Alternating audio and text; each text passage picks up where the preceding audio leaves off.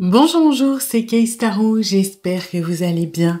Bienvenue à vous dans cette guidance sentimentale intemporelle. On va aller voir ce que cette personne ressent quand il ou elle vous regarde. Alors, pour vous aider à choisir, j'ai pris les cartes d'un Petit Lenormand. On a en premier l'encre, en deuxième les nuages, en troisième le bateau.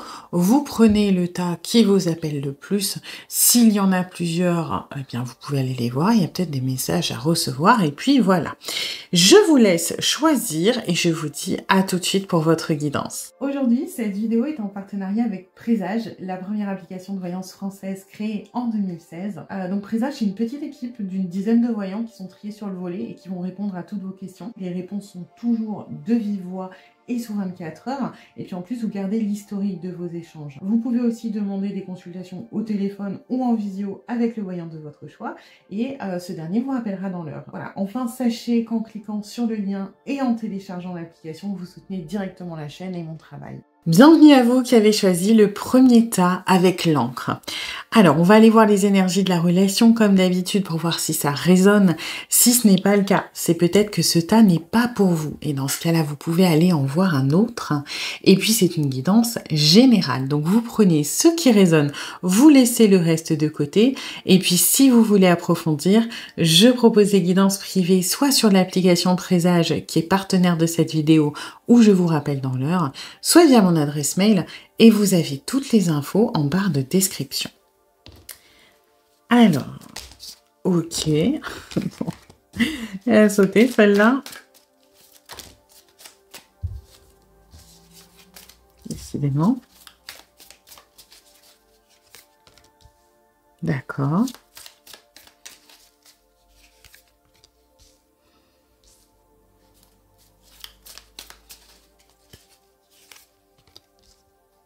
Bon. C'est plutôt pas mal en soi. Moi, j'ai l'impression qu'on est sur quelque chose d'assez stable. Alors, tout est relatif, hein. Mais du moins quelque chose qui est beaucoup moins compliqué que ce que ça a pu être. On est sur une personne qui... c'est marrant parce que, en fait, pour moi, cette carte, elle a sauté pour... on va dire faire passer le message que quelque part, il y a eu un grand changement dans votre relation. Alors, il peut avoir été rapide, il peut avoir été sur un peu plus longtemps, mais aujourd'hui, moi j'ai l'impression que les énergies sont inversées par rapport à ce qu'elles ont pu être et qu'elles se sont assainies et qu'elles se sont, on va dire, fortifiées, consolidées.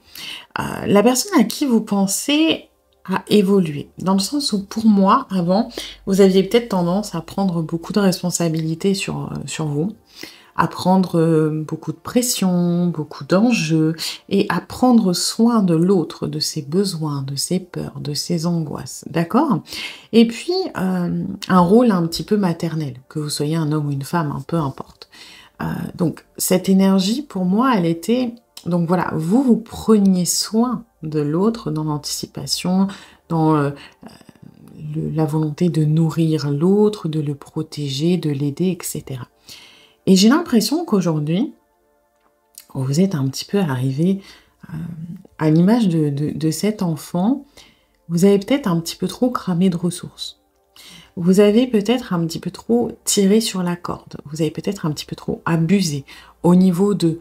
on va dire, du sacrifice, du don de soi, des efforts, voilà. Vous vous êtes peut-être un petit peu oublié et j'ai l'impression qu'aujourd'hui, votre corps, votre esprit, peu importe, vous rattrape et vous arrivez à un moment où c'est compliqué. C'est-à-dire que vous êtes fatigué, vous voyez, vous êtes peut-être alité, vous êtes peut-être, je sais pas, en arrêt maladie, en burn-out, fatigué, pas le moral, déprimé, ça peut être aussi des douleurs, le corps qui a du mal à suivre, hein. Ça peut être perte d'appétit ou au contraire, on a tendance à être un petit peu plus dans le... alors sans parler de boulimie, mais dans aller chercher du réconfort dans la nourriture. Ça peut être, on a des problèmes voilà, digestifs, mal au ventre à cause du stress, mal au dos, etc. Bon, on va pas faire tous les trucs de santé, mais vous voyez, moi j'ai quand même un corps physique, mais parce que psychologique, qui est un petit peu à bout. Et ce qui est intéressant dans votre relation, c'est que je pense que vous vous êtes interdit de lâcher pendant très très longtemps, par peur peut-être que la relation s'écroule, par peur que si vous ne gardiez pas le cap, que si vous ne gardiez pas le contrôle, que si vous n'étiez pas aux commandes, si vous ne faisiez pas les efforts, et bien finalement rien ne fonctionne. Et aujourd'hui que vous êtes rendu quand même un petit peu à vos limites, la personne à qui vous pensez prend soin de vous.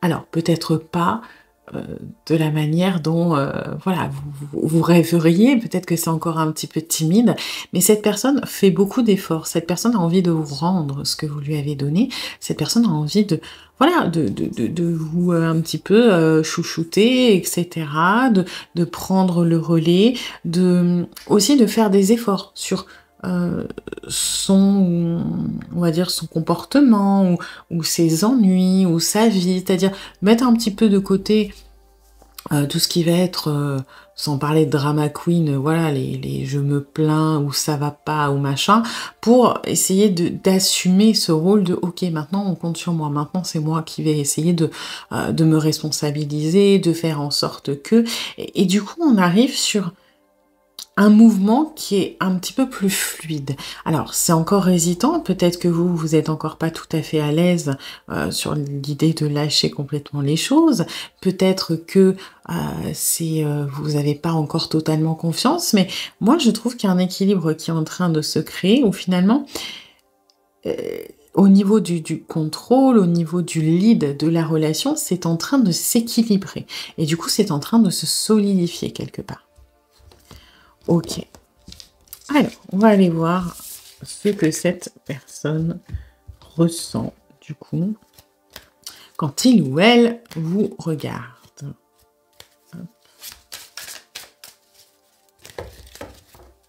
Alors.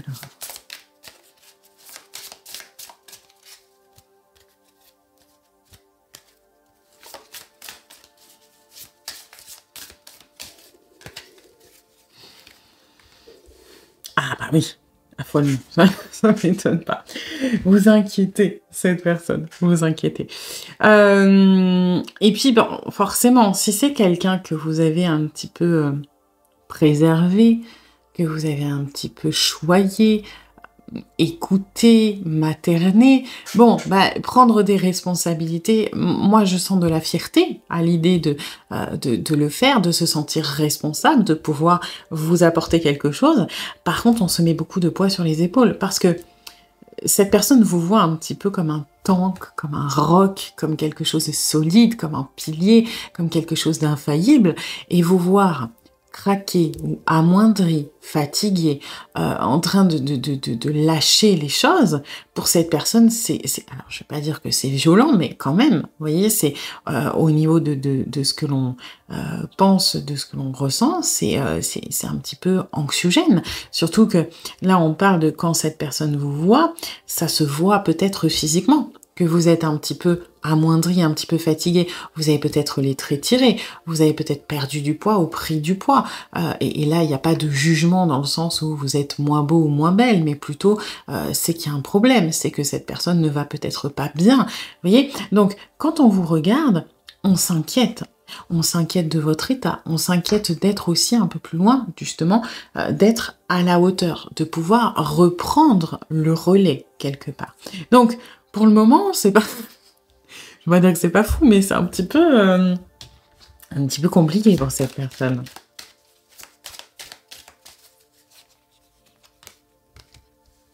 Vous voyez, là, on est justement sur « je m'inquiète et j'ai peur de ne pas être à la hauteur ». Là, on n'est pas... Bon, l'illustration, c'est quelqu'un qui manque de confiance en lui ou en elle sur le physique. Mais là, on parle de quelqu'un qui manque de confiance sur sa capacité à...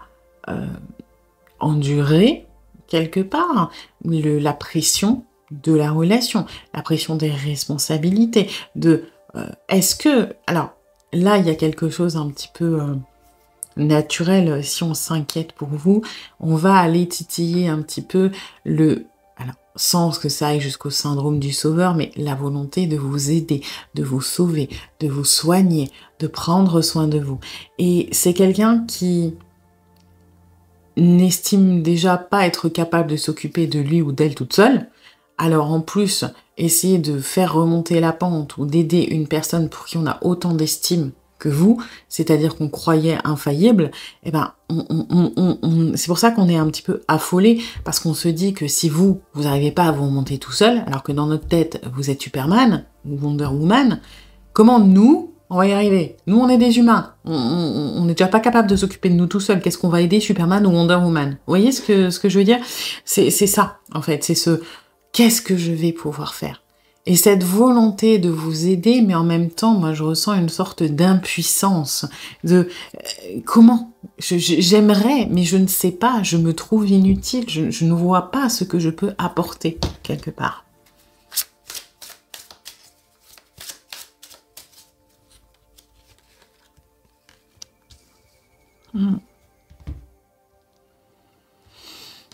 Bon, là on passe sur quelque chose qui est un petit peu moins dans l'instant présent, qui est un petit peu moins vraiment précis par rapport à votre situation actuelle, qui est plutôt, par contre, quand je regarde cette personne, quand je suis face à face avec elle, quand je passe des moments avec elle, je sais.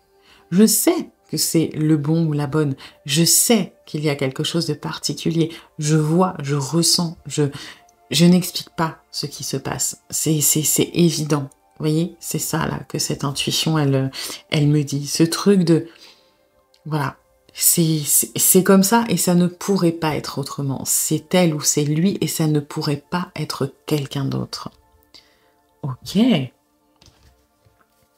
Alors ensuite.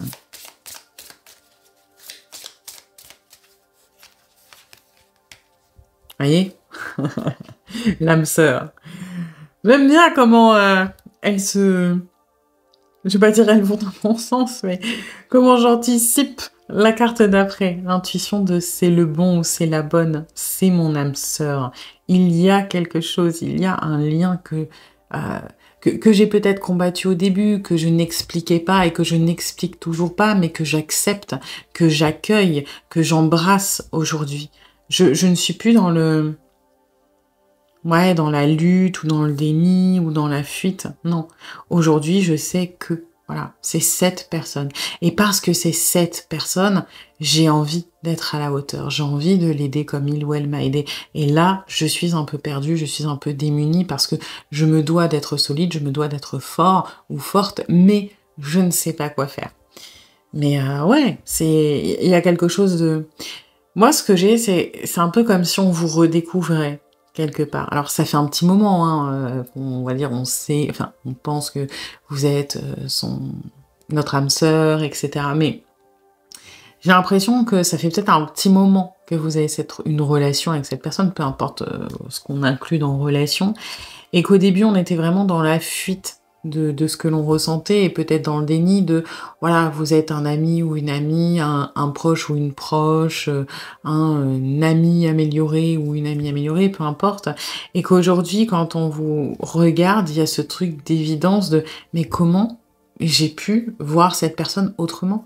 Ça a toujours été elle, en fait. Vous voyez ce truc-là? Ça a toujours été elle. Ou ça a toujours été lui. Je parlais de la personne. Ça a toujours été sous mon nid. Je l'ai toujours su. Et quelque part, je suis un peu con ou un peu conne d'avoir fui, mis ça de côté parce que je l'ai toujours su. Et aujourd'hui, c'est une évidence. Et puis, je ne reviendrai pas en arrière non plus. Hein.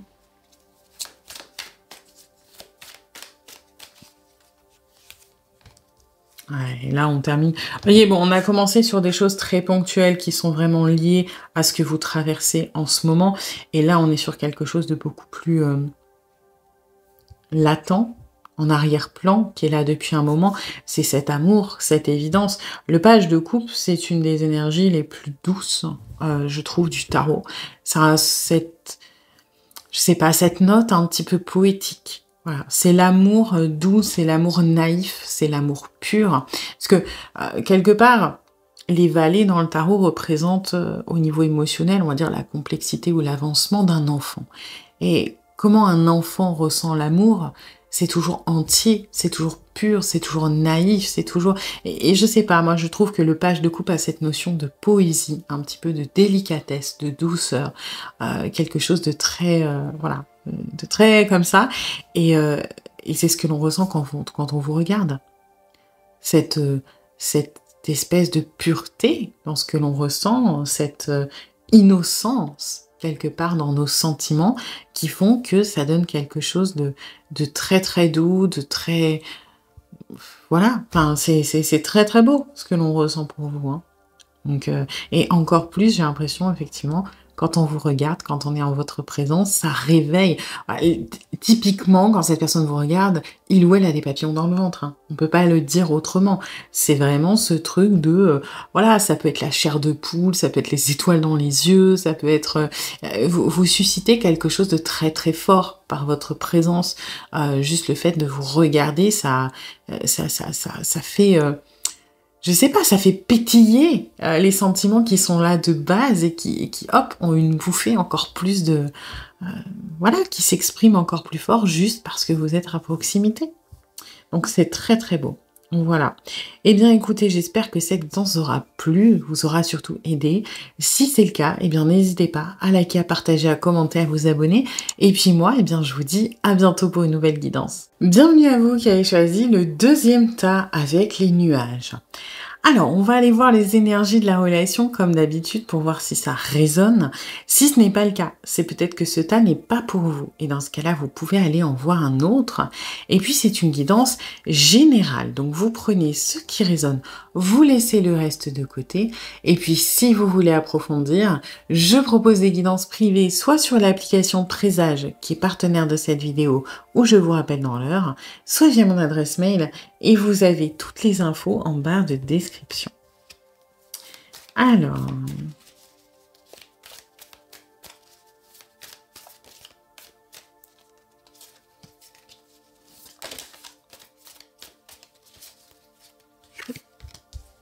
D'accord.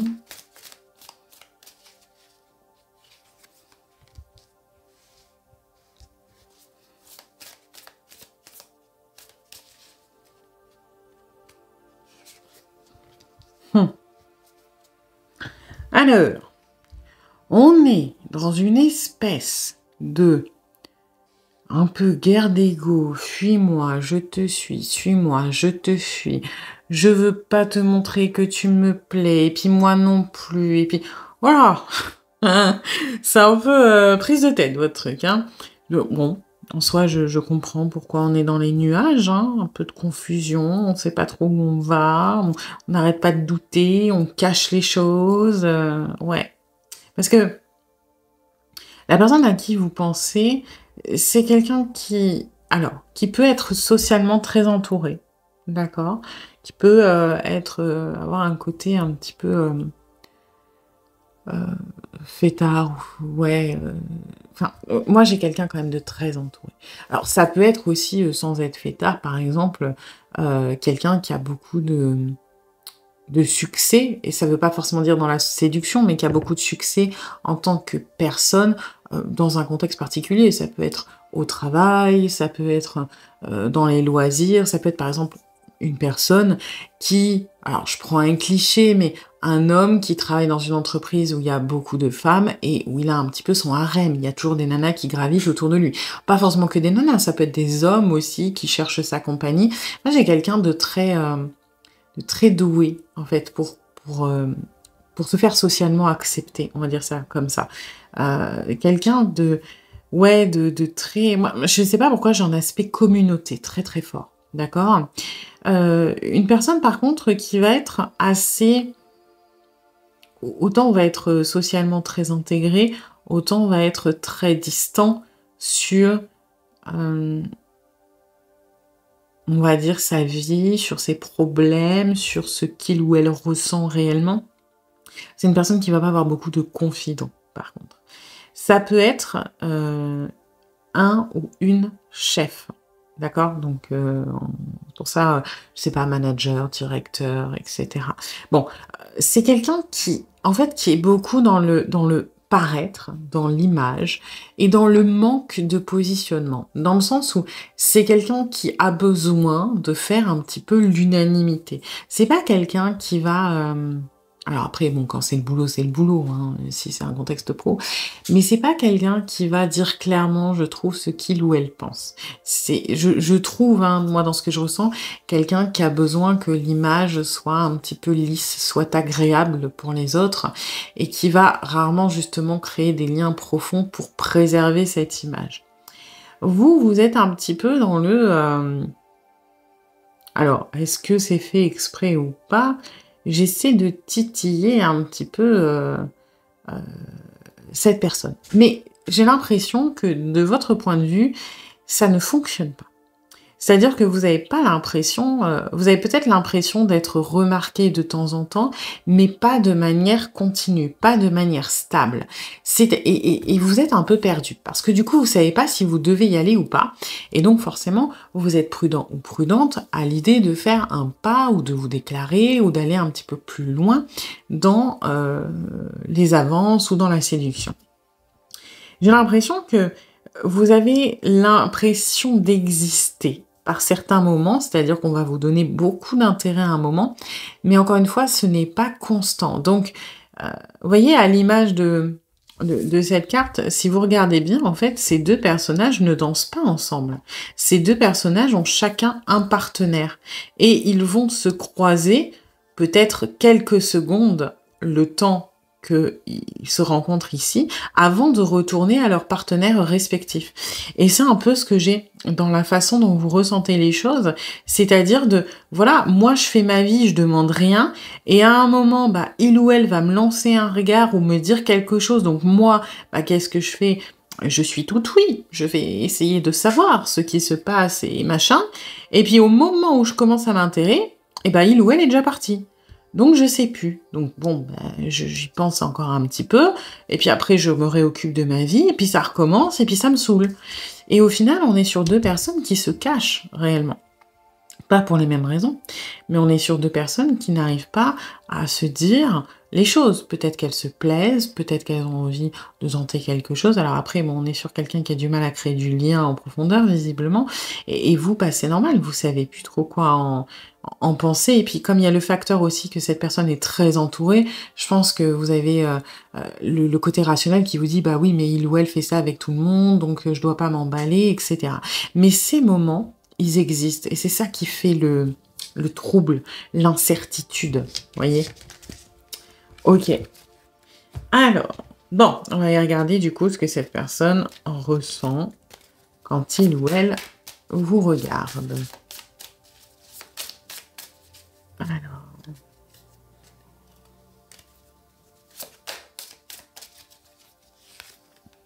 Déni. Bon, ben ça m'étonne pas, hein. Déni. Effectivement, on ne veut pas reconnaître que ce moment, entre guillemets, existe. Pourquoi? Parce qu'on est occupé avec cette image, avec cette apparence que l'on veut donner, et même si on prend beaucoup de plaisir à vous rencontrer de manière impromptue au milieu d'une danse, on ne veut pas donner d'importance à ce moment. Donc, cette personne, visiblement, est intéressée, peut avoir des sentiments. Alors, sentiments au sens large, hein, ça peut être intérêt, attrait, passion, désir, peu importe. Mais on refuse de le reconnaître. On refuse de laisser une place à cela. Et on souhaite, du moins d'un point de vue rationnel, que vous soyez comme les autres. Du moins au niveau importance. Donc là, on est sur quelqu'un qui est assez têtu. On va dire ce qu'il est.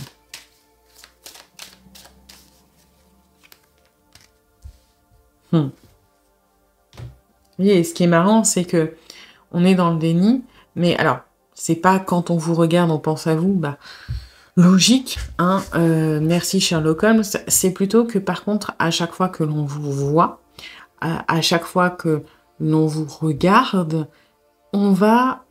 Alors, c'est un peu comme les images rémanentes. Vous savez, quand vous fixez un point ou une photo ou n'importe quoi pendant très longtemps et qu'après vous fermez les yeux, vous avez un petit peu la décalcomanie, le retour qui apparaît sur vos paupières, qui apparaît dans votre vision, ou quand vous regardez une lumière pendant longtemps, après, genre un rond ou un carré, et que vous regardez autre part, vous allez voir ce carré. C'est un peu ça les images rémanentes. Et là, c'est un petit peu ça. Quand on vous regarde, quand on vous voit, quand on passe du moment avec vous, après, ça a tendance à nous trotter un petit peu dans la tête. C'est comme si ça ravivait le truc, quelque part. Moi, ce que j'ai aussi, c'est que c'est une personne qui, mine de rien, malgré son déni, malgré ce refus de reconnaître qu'il y a quelque chose, c'est une personne qui a besoin de vous voir régulièrement. C'est une personne qui a besoin de vous regarder, de savoir que vous êtes pas loin. D'accord? Et c'est une personne qui, en gros, quand vous êtes là, se dit oui, c'est rien, j'en ai pas besoin, patati patata. Et quand vous êtes pas là, quelque part, vous manquez. Vous voyez? Donc, on est vraiment sur pas mal de mauvaise foi tout de même. Hein.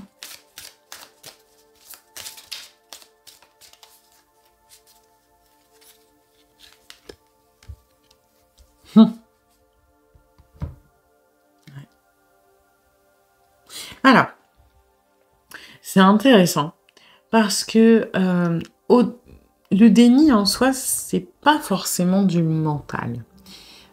Le mental, ça va être, vous savez, la petite voix dans votre tête qui est rabat-joie. Par exemple, je sais pas, vous faites attention à votre ligne, vous voyez un muffin et c'est la petite voix qui va vous dire « Oh non, hein, ça suffit, hein. Après tu vas devoir te taper 3 heures de sport et puis t'as dit que tu voulais maigrir, donc tu commences pas à déconner. » Vous voyez? Ça, c'est le mental. Le déni, c'est plus un mécanisme qui peut être inconscient. C'est pas le mental qui dit non, ne pense pas à ça ou ne reconnaît pas ça ou ne... Vous voyez, si c'est conscientisé qu'on ne veut pas y penser, là on est dans une fuite. D'accord? Un déni, c'est un schéma inconscient, c'est-à-dire que l'esprit, le mental n'a pas vraiment de contrôle là-dessus. Par exemple, si vous vivez un événement qui est un petit peu brusque, d'accord? Le déni, ça va être refuser que cet incident soit arrivé. Et donc, ça peut être dans certains cas, par exemple, s'il y a des traumatismes pendant l'enfance, ça peut être enfouir tellement cet événement qu'on l'occulte et qu'il n'existe plus. C'est quelque chose sur lequel on n'a pas le contrôle. Par contre, si vous êtes dans le ok, je veux plus penser à ça parce que ça me fait du mal, parce que, je sais pas, mon ex m'a largué le jour de mon mariage sur l'autel, si vous faites des efforts pour vous dire je ne veux pas y penser, on est dans une fuite, on n'est pas dans un déni. Le déni, c'est être toujours avec, ou du moins toujours croire que vous êtes en couple avec cette personne et que vous êtes marié, parce que votre cerveau, il occulte complètement l'information. Ok? Donc, tout ça pour dire que quand on vous voit, on est dans le déni, c'est-à-dire qu'on ne contrôle pas cette idée de on ne veut pas penser à vous, on ne veut pas vous voir comme ça. C'est ce qui se passe, mais au niveau inconscient. C'est pas le mental qui dit j'ai décidé que. C'est le cerveau qui occulte ce qui l'arrange. Et quand on est avec vous, justement, ce qui est intéressant, c'est qu'on se sent quand même bien parce que c'est les moments où on lâche un petit peu prise. Quand vous n'êtes pas là, ou quand c'est, je sais pas, par texto, ou quand vous êtes dans une discussion peut-être de groupe avec cette personne, le mental, il carbure chez cette personne. Il faut pas qu'on pense ci, il faut pas qu'on pense ça, et puis je dois pas dire ci, je dois pas dire ça, j'ai pas envie de laisser passer tel message, j'ai pas envie que cette personne se fasse des films. Vous voyez, c'est à 100 à l'heure. Et il y a des moments où quand on est juste avec vous, et ça peut être pas forcément face à face, ça peut être à l'autre bout d'une pièce, ça peut être des regards échangés. Moi, ce que j'ai, c'est ce sentiment d'apaisement. Ça me fait du bien. Ça y est, mon cerveau, il s'arrête. Vous voyez, c'est comme un petit moment hors du temps qui dure pas très longtemps et ça va pas être à chaque fois que l'on vous regarde, mais il y a des moments comme ça, isolés, où juste on se sent apaisé, un petit peu complet aussi, si ça a du sens, on se sent entier, on se sent bien. Alors ça dure pas longtemps, par contre, hein, je peux pas vous le dire, ça dure pas 5 minutes, c'est l'histoire de quelques secondes, mais à l'image de ce qu'on avait au début, ce petit moment hors du temps, voyez, inopiné, qui arrive et qui repart aussi vite. Bah, c'est un peu ce qui se passe quand on vous regarde, hop, ça arrive, on se sent bien, on se sent vide, mais dans le bon sens du terme, vous savez, vide dans le sens apaisé, où il n'y a rien qui nous stresse, qui nous angoisse, qui nous titille, cette espèce de calme et de sérénité. Et puis après, bam, la machine, elle se remet en route à 5000 à l'heure. Alors ensuite...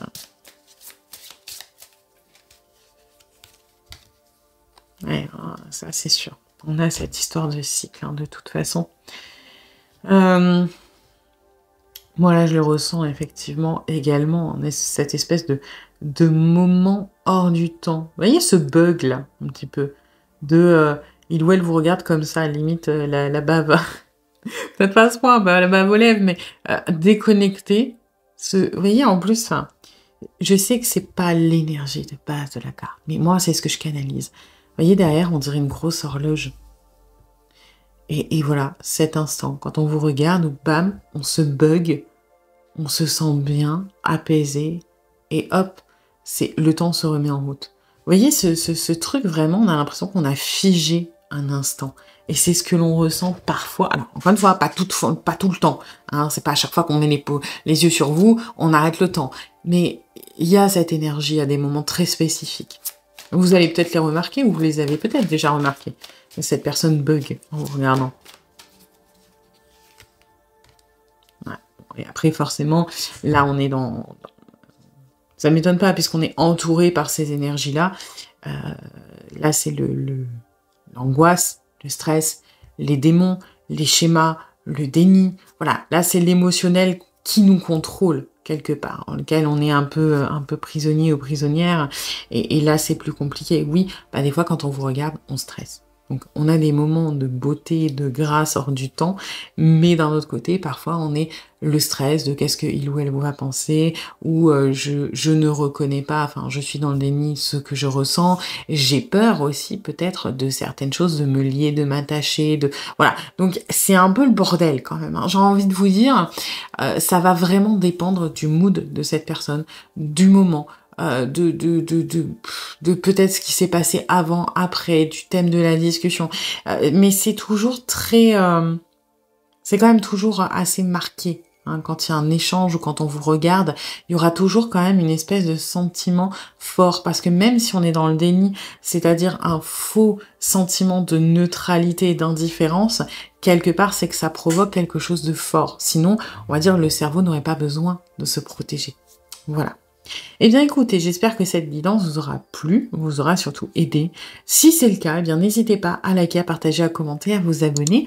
Et puis moi, eh bien je vous dis à bientôt pour une nouvelle guidance. Bienvenue à vous qui avez choisi le 3e tas avec le bateau. Alors, on va aller voir les énergies de la relation comme d'habitude pour voir si ça résonne. Si ce n'est pas le cas, c'est peut-être que ce tas n'est pas pour vous. Et dans ce cas-là, vous pouvez aller en voir un autre. Et puis, c'est une guidance générale. Donc, vous prenez ce qui résonne, vous laissez le reste de côté. Et puis, si vous voulez approfondir, je propose des guidances privées, soit sur l'application Présage, qui est partenaire de cette vidéo, où je vous rappelle dans l'heure, soit via mon adresse mail, et vous avez toutes les infos en barre de description. Alors,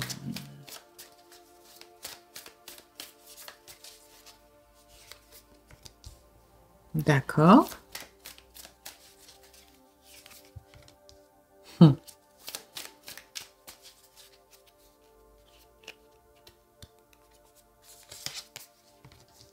Ok.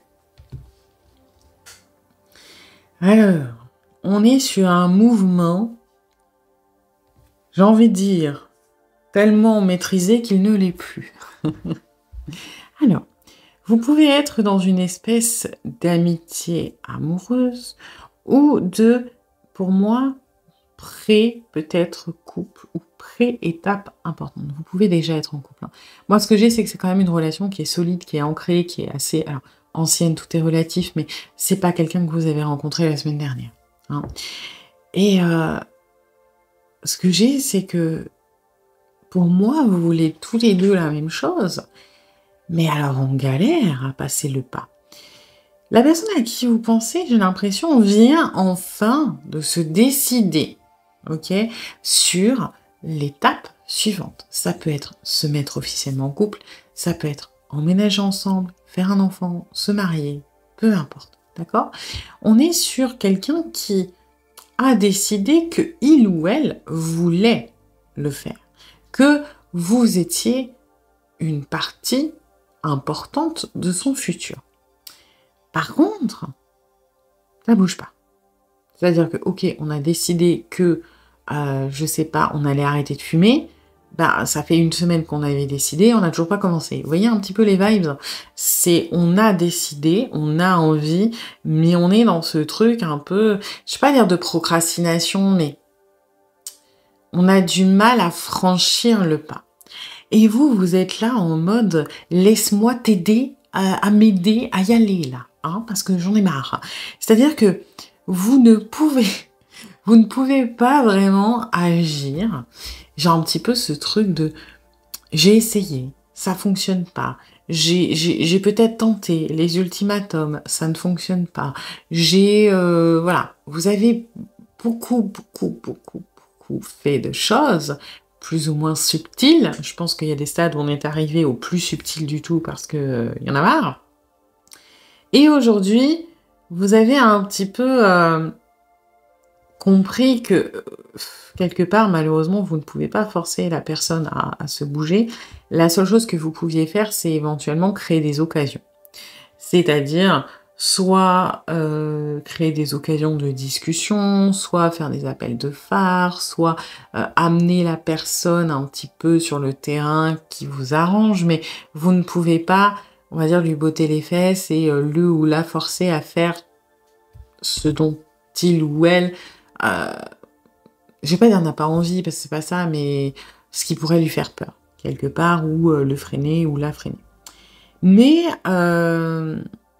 moi, j'ai l'impression que cette personne, quoi qu'il arrive, même si aujourd'hui il ou elle est décidé à faire ça et que il ou elle en est quand même plus ou moins convaincu, à la base, c'est quand même quelque chose qui lui coûte. OK? Donc pour X ou Y raison, c'est quelque chose que l'on fait essentiellement pour vous. C'est quelque chose dont nous, on n'a pas forcément besoin de prime abord. C'est-à-dire peut-être que, par exemple, si vous êtes en train de vous fréquenter, amitié amoureuse ou fréquentation, et que vous avez absolument besoin de passer à l'étape couple, parce que, je sais pas, vous en avez marre de vous cacher, que vous avez envie de vous projeter, etc. Cette personne se contente, a priori, bien de la situation actuelle. Si vous voulez emménager ensemble parce que c'est plus pratique, parce que c'est chiant de faire des trajets, parce qu'on se voit moins souvent, cette personne à qui vous pensez se contente de la situation actuelle. Si aujourd'hui on a envie de changer tout ça, si aujourd'hui on a envie de faire bouger les choses, c'est essentiellement pour vous, parce que vous faites partie du futur de cette personne, parce que cette personne n'envisage pas l'avenir sans vous, parce que cette personne voit un chemin conjoint, un chemin main dans la main, et que en ce sens, il ou elle est prêt quand même à faire des efforts qui lui coûtent. Ok? Donc attention, c'est pas à contre-cœur, on ne se force pas pour vous faire plaisir, de là à s'en rendre malade. Mais sachez quand même, et je prends absolument pas la défense de cette personne parce que je pense que ça fait un petit moment que vous êtes dans la galère, mais sachez que c'est réel, ça coûte à cette personne, et aujourd'hui, on a envie d'avancer, certes pour soi, mais essentiellement pour vous. On a envie d'être là, on a envie de faire bouger les choses. Ok. Alors, du coup, on va aller voir ce que cette personne ressent quand il ou elle vous regarde.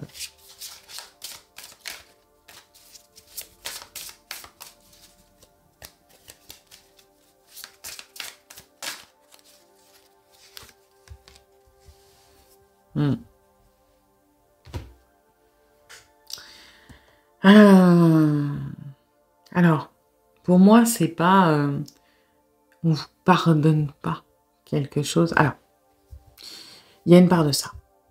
On vous pardonne, alors, faut pas que ce soit mal interprété, parce que vous n'êtes pas du tout le méchant ou la méchante de l'histoire, mais on vous pardonne d'être relou.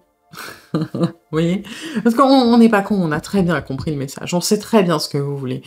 Et il y a ce truc de, quand on vous voit, c'est comme si, alors je vais pas dire qu'on a de la colère envers vous ou de la rancœur, mais parfois on est un peu grognon parce que peut-être vous lâchez pas la grappe. Mais vous avez raison, hein, quelque part. Et c'est pour ça que je veux pas que vous interprétiez en mode vous avez le mauvais rôle. C'est très bien de se battre pour ses besoins, pour ses envies, etc. Donc au contraire.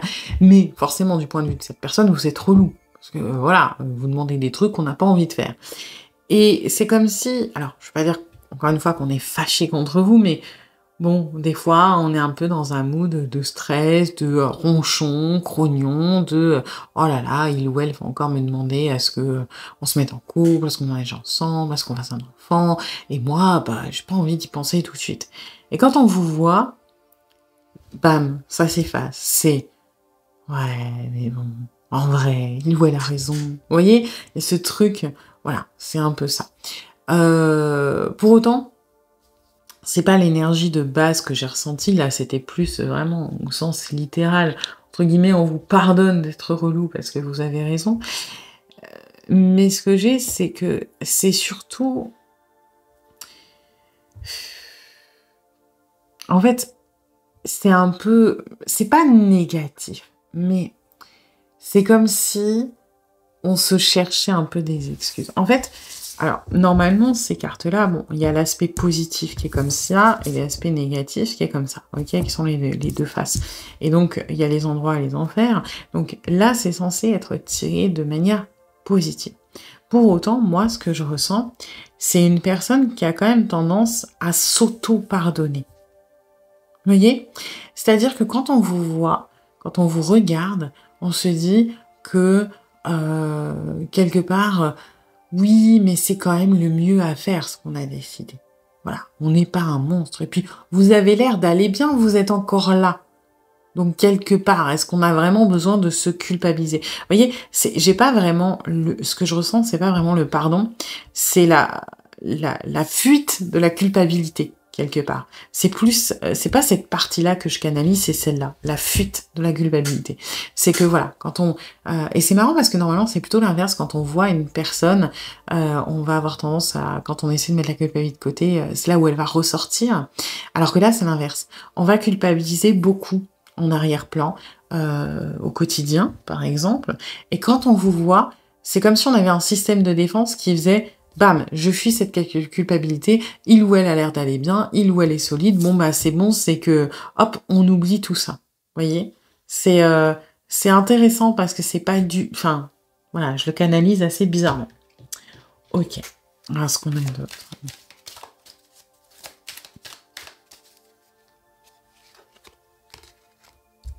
Bon, bah on vous aime, oui. Ouais, c'est un peu... C'est un peu lié, je trouve. En gros, quand on vous regarde, quand on est avec vous, c'est cette espèce de bouffée d'amour qui fait que du coup, eh ben, on se déculpabilise parce qu'on ne peut pas être le méchant ou la méchante de l'histoire puisqu'on vous aime à ce point. Vous voyez ce que je veux dire? Ça veut dire qu'on n'est pas méchant, ça veut dire qu'on vous veut pas de mal, ça veut dire que du coup, bah, on n'est pas vraiment responsable de ce qu'on fait. Parce que la chose positive, c'est qu'on vous aime et qu'on a envie de vous donner de l'amour. Donc, quelque part, on se planque un petit peu derrière ça.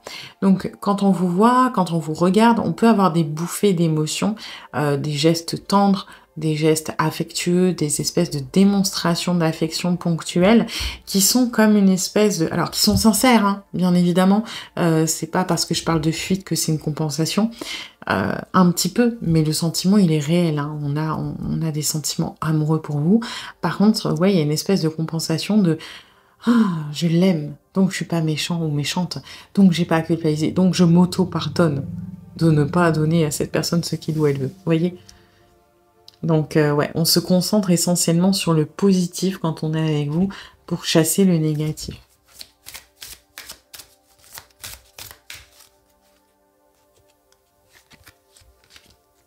Vous voyez? Voilà, on fait...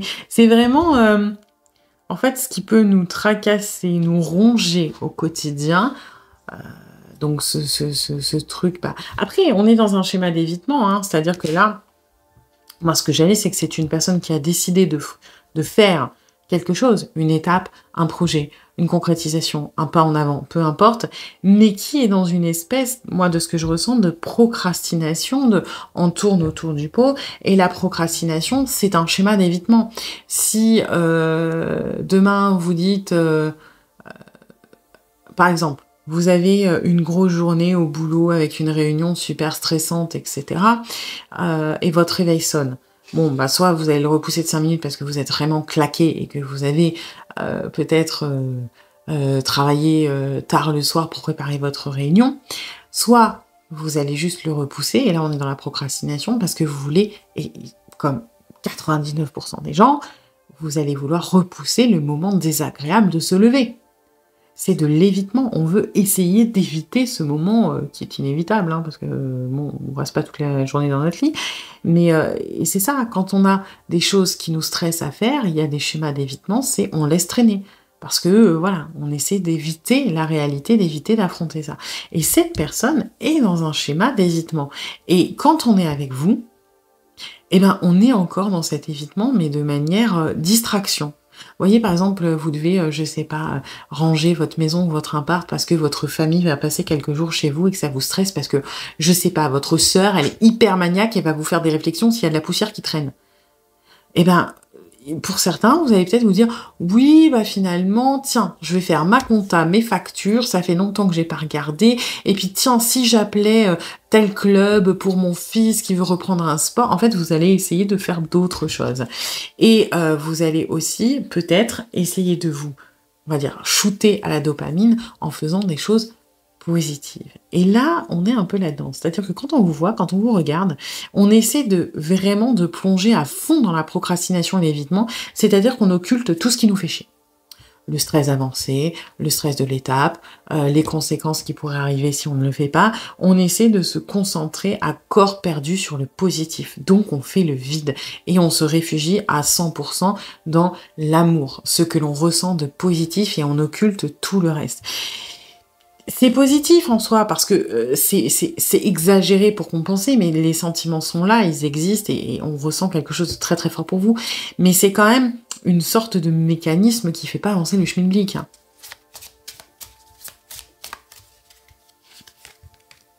Voilà, vous voyez, on reste dans cette image de on n'a pas envie que le réveil il sonne, on n'a pas envie de se lever. On essaie de rester dans ce moment parfait quand on est avec vous, de tout va bien, de ça fonctionne bien tel que c'est, aussi cette espèce d'illusion de perfection à cet instant T, parce que à l'instant T, quand vous êtes ensemble, quand cette personne vous regarde, il n'y a pas de problème.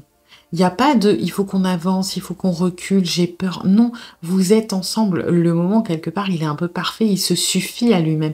Il n'y a pas de truc bancal, il y a le plaisir d'être avec l'autre. Et donc, on veut prolonger ce moment en essayant, voilà, vous êtes dans le lit le matin, vous avez une journée stressante, vous allez vouloir retourner dans vos rêves et pas penser à la journée qui vous attend. C'est un petit peu ça.